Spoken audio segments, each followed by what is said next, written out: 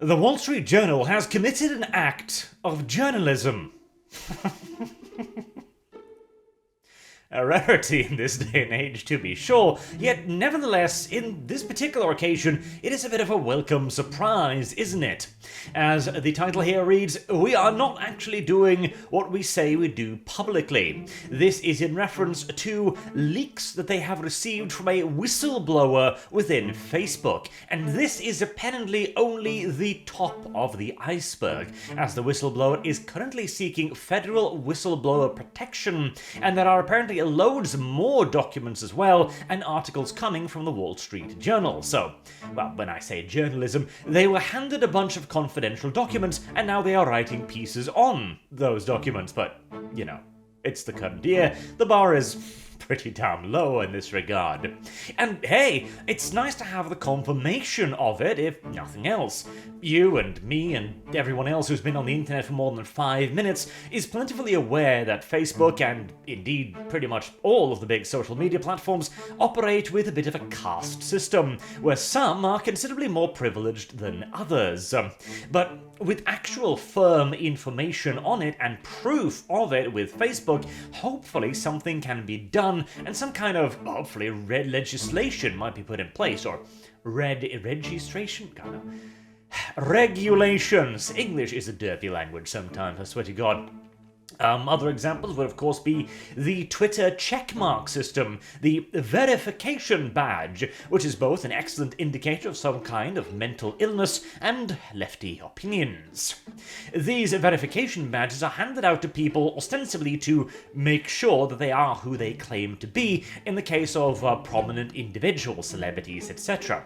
Now, making sure that you are who you actually claim to be sounds like a fundamental feature of a social media site, not really a reward in per se, but there we are.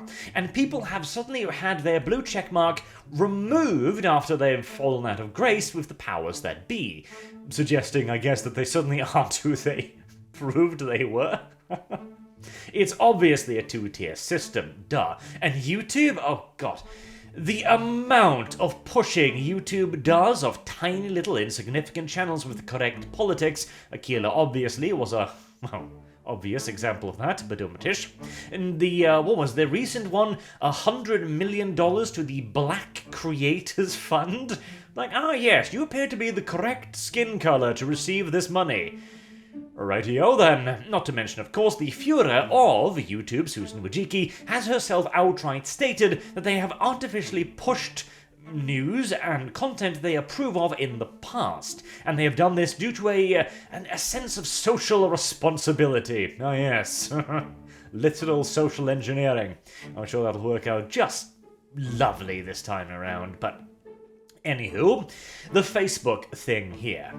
What this is revealing is that Facebook has a system called XCheck, or CrossCheck, which had 5.8 million registered users in 2020. What that means is that if you are on the CrossCheck list, you are some sort of prominent individual. Now, there's 5.8 million of them, so it's not just celebrities. Apparently, anyone in Facebook working, I presume, with the content moderation team had the ability to add people to this whitelist. And what happened then is that if the bot registered that you had made a naughty tweet, this tweet would then be sent up the content guideline chain to an actual human, who would then look at the tweet, they would look at the bot's evaluation of the tweet, and then they might take action or kick it further up the ladder and so on. Or alternatively, no action would be taken whatsoever, and the tweet would not even be reviewed, excuse me, and it would simply just be left because no one could be bothered. And again, this list was for people that could potentially cause a PR headache for Facebook. You know, people with a large following, for example, or access to a bit of a megaphone that could yell at them if they decide to do something retarded.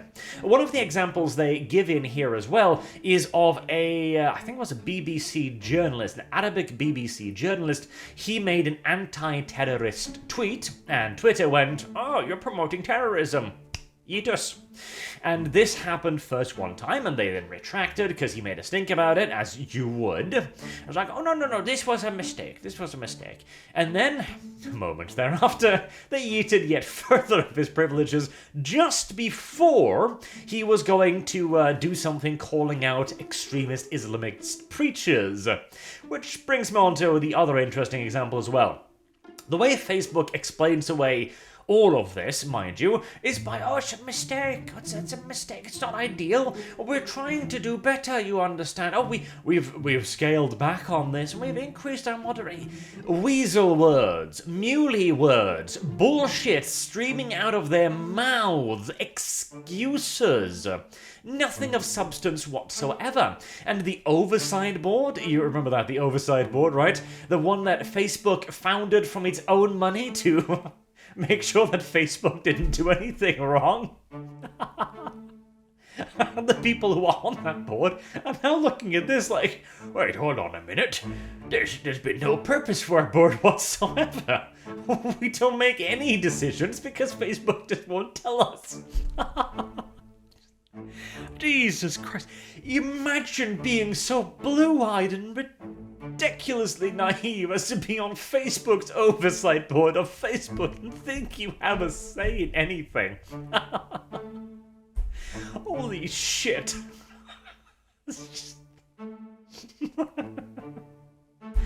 I cannot get over that. There's even a quote in here, so it's a long article, so I'm kind of paraphrasing here, but there's a quote in here from one of the members of the oversight board who's like, why would Facebook use so much money on the oversight board and then not tell us things? It's because of your PR move, you bloody idiot. Jesus. Right, moving on for the oversight board. They bring up also some examples of how this system has been abused. A footballer apparently posted revenge porn of an ex who, to be fair, accused him of rape and then didn't actually press charges, so in other words, a PR stunt, but oh well. And that was obviously in violation of Facebook's rules. And here's the gist of it as well. Throughout all of this lengthy article here, there's various comments by Facebook. People like the Trump thing where he said, what was it? When the looting starts, the shooting starts, which is something Facebook, oh, this is likely to incite violence. It's 90 out of 100 points likely to incite violence. Now, I read that as if there's bands of violent criminals roaming the street, breaking and looting shit, gunfire probably isn't far behind, just realistically speaking. But no, inciting violence, that is. And Facebook, the staff was entirely behind that, because you see, the real problem here, judging by the Facebook employees who's commented on this lengthy-ass article, it isn't that there is a whitelist. You know, some people need to be treated with kid gloves, and some people need to be excused for a lot of shit, you see. But it's because we can't censor these people as easily as we can others. The fact that Trump was on the list because if they banned him, he could cause a shitstorm was something they very much so disapproved of. They should be able to ban Trump, you see. And all of this basically meant... The most ridiculous part as well is, at the very end of all of this here, they give you a couple of things like, oh, what they could do with it, what they've considered doing with it, and none of it includes actually removing the whitelist, mind you. They're all in favour of a two-tier system, where normal people like you and I are second-class citizens. We will get yeeters deleters by the goddamn bot without a human ever coming within 1,000 miles of it. And they also mention that they have they have specifically vague terms when they ban you. They don't want to tell you why they're banning you. That's not interesting. You could use that against them. They wouldn't want that. But the problem, again, is that they can't ban the people they really want to ban so long as there's such a blanket thing. You know, it's so long as you can cause a PR headache, they can't ban you.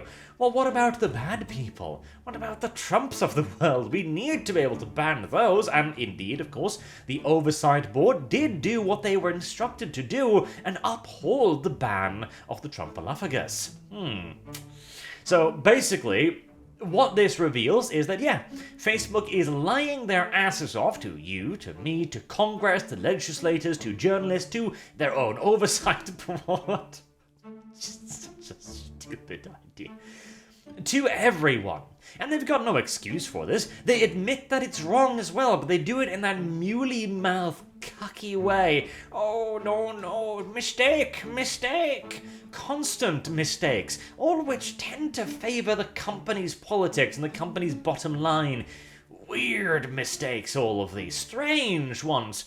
We make mistakes when it's important people who could cause a PR headache for us. Oh, that's a mistake. When we eat a normal person, system is functioning as normal, as usual, Commander.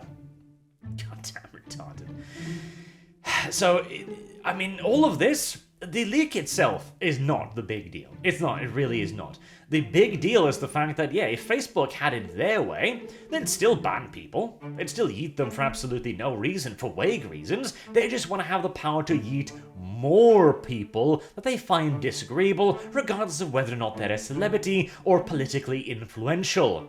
So, more censorship, it seems to be the actual conclusion from all of this garbage. And I do fear that is somewhat in the way we are heading.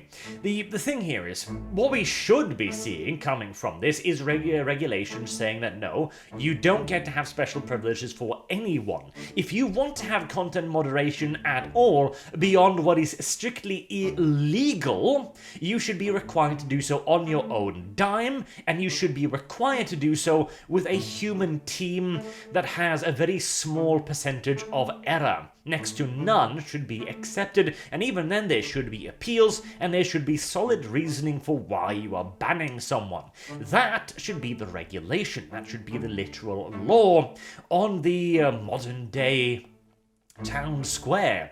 Instead, what I fear is going to happen is that they're going to get lazy, the companies are going to lobby, and what we're actually going to see is a tightening of the platform's ability to moderate. They will give them more powers. Oh no, you need to moderate even more stuff, you see. Because if nobody but a privileged few can speak, well, the amount of content you're going to have to moderate drops significantly, doesn't it?